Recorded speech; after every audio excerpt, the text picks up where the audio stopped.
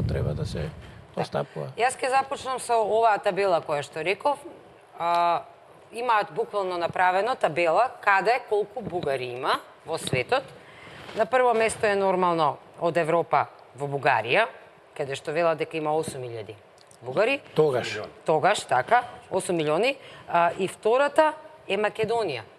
Во ова официјална книга пишува дека во Македонија има 1.400.000 бугари. Официјална книга. Така.